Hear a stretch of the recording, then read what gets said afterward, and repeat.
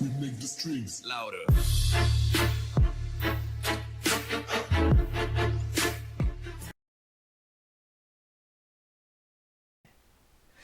일단 저희가 전국 시향을 조금 보고 갈게요. 요거는 저희 뭐 실전반은 매주 보고 있는데 전국이 어떻게 돌아가는지 이제 흐름을 봐야지만 우리가 이제 안전한 투자를 할 수 있다.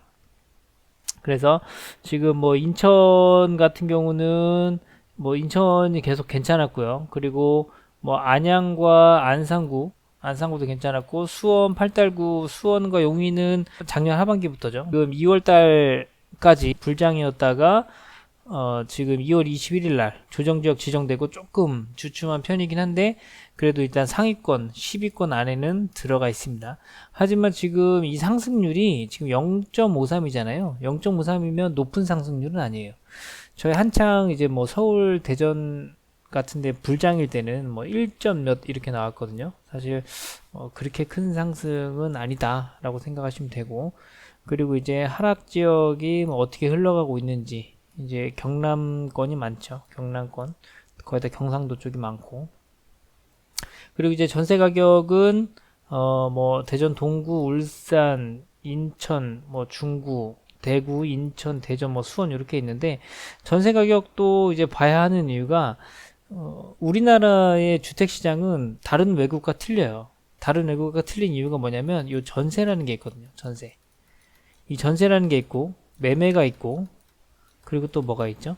월세가 있을 텐데 보통 이제 다른 나라들은 이 전세가 없어요.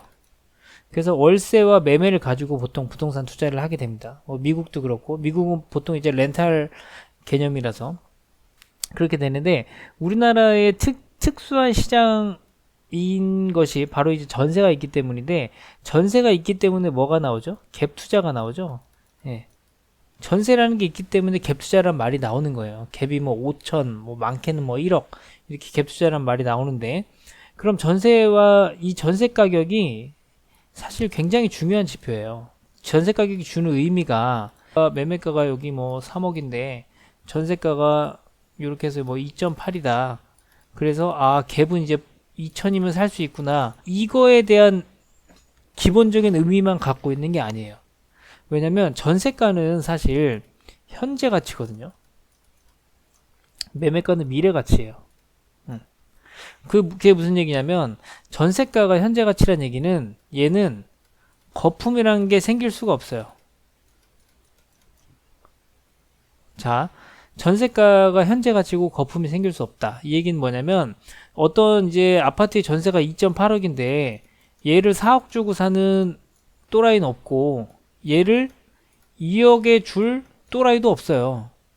그 무슨 얘기냐면 전세가가 형성됐다는 거는 이 전세가에 거품이 끼지 않는다는 얘기예요. 전세가가 하락하는 요인은 뭐가 있죠? 공급 밖에 없어요. 그러니까 공급이 없고는 전세가는 움직일 수가 없다. 그냥 여러분이 다 느끼시는 거잖아요. 그리고 전세가를 2.8억인데 4억에 주는 또라이도 없고 그렇기 때문에 이 전세가라는 게 현재 가치로서 거품이 없는 굉장히 중요한 지표예요. 사실은. 자, 왜냐면 이 3억짜리가 있습니다. 자, 다시 이 도표를 다시 그려볼게요. 여기가 3억이라고 칠게요. 여기 2.8억이에요. 2.8억인데 갑자기 매매가가 뭐 어떤 IMF나 어떤 쇼크를 맞아서 얘가 이렇게 떨어졌어요. 근데 전세가 2.8억인데 공급이 없어요. 공급이 없는데 쇼크를 맞았어. 그렇다고 얘가 떨어질 것 같아요? 안 떨어진다니까. 얘는 이렇게 유지된다고 칩시다. 그러면 여기가 어떻게 되죠? 마피가 나오죠. 마이너스가. 맞나요? 마이너스. 그래서 마이너스가 나면 어떤 생각이 들어요? 투자자들은 내 돈을 안 내고 집을 살 수 있죠. 세입자는 봤더니 전세가보다 매매가가 떨어졌어. 그러면은 세입자도 매매 수요로 전환할 수 있어요. 그렇기 때문에 이런 일이 발생한다는 거는 지지를 해준다는 거예요. 그러니까 전세가가 결국 지지선이 되는 거예요. 얘는 강력한 지지선이에요. 한마디로는 투자 관점에서는. 그게 만약에 우리나라가 IMF가 딱 왔어요. 탐방 이편한 세상. 예를 들어 매매와 전세가 한 3억 정도 차이가 난다. 근데 어떤 글로벌 쇼크로 인해서 3억이 훅 빠졌어요. 그러면은 매매가와 전세가가 동일해지죠. 저는 이 편한 세상 다 살 거예요. 단지 전체를 다 살 거예요. 왜냐면 내 돈 하나도 안 들어가잖아요. 취득세밖에.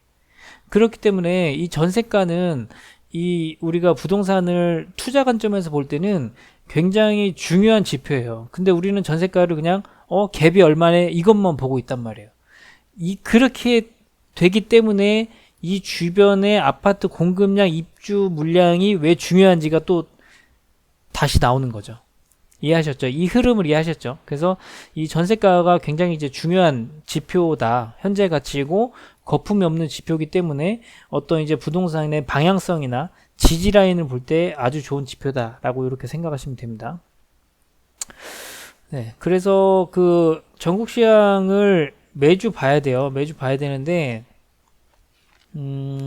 지금 사실 시간이 그렇게 오늘 다 다루기에는 너무 양이 좀 방대해서 이거를 다 볼 수는 없고 간략하게 볼게요.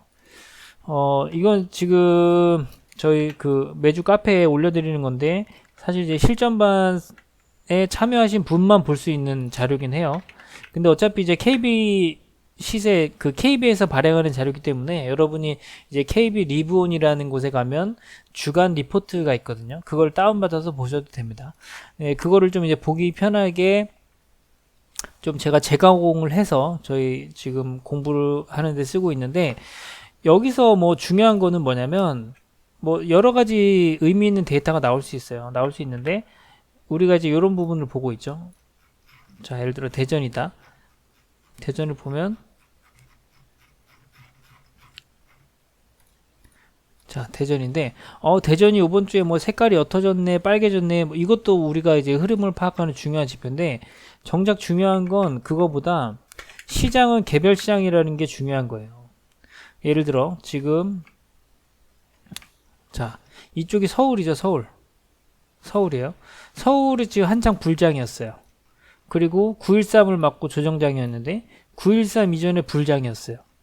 그리고 계속 불장이었어요. 그러다가 어떤 일이 일어나요? 2015년, 2008년 자 보세요. 여기 보시면 지금 2012년 서울이 2012년 13년 때 이렇게 시퍼런색이에요. 이 얘기는 뭐냐면 서울이 약세장이었다. 서울이 상승하지 못하고 하락하는 장이었다. 근데 이 동일한 시기에 쭉 가볼까요?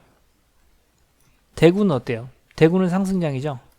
인천은 하락장이죠. 부산은 하락장이고. 자, 광주는 약간 보합이고. 이때 뭐 대전은 세종시 때문에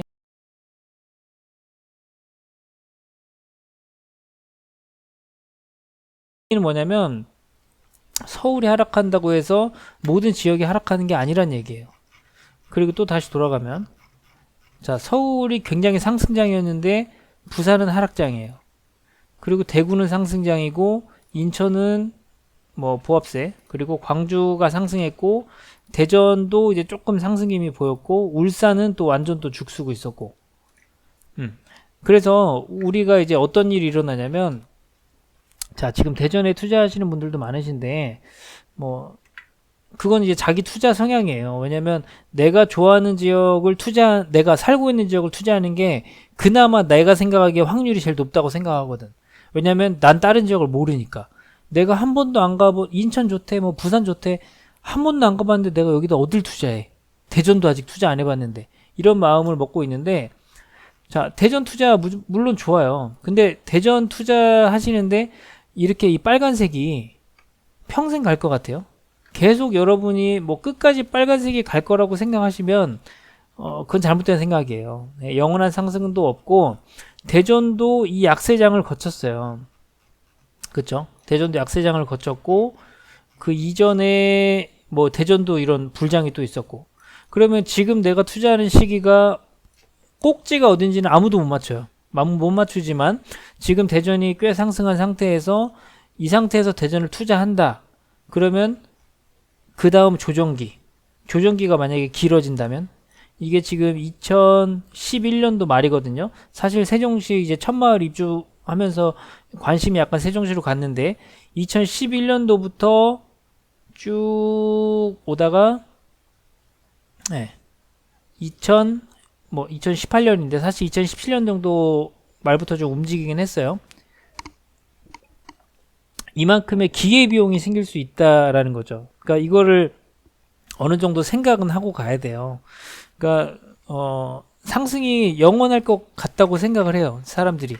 그리고 서울에 돈 싸들고 가는 이유가 뭘 해도 서울은 망하지 않는다인데, 서울도 노무현 정권 때 굉장히 폭등을 했어요. 지금 여기 데이터는 사실 08년도부터 나오는 건데, 이 이전에 엄청난 불장이었단 말이에요. 불장이었지만 서울이 이제 리먼 사태를 맞고 이런 하락세를 겪고 다시 좀 재상승 움직임을 보다가 한 7년 정도를 조정기를 겪었어요.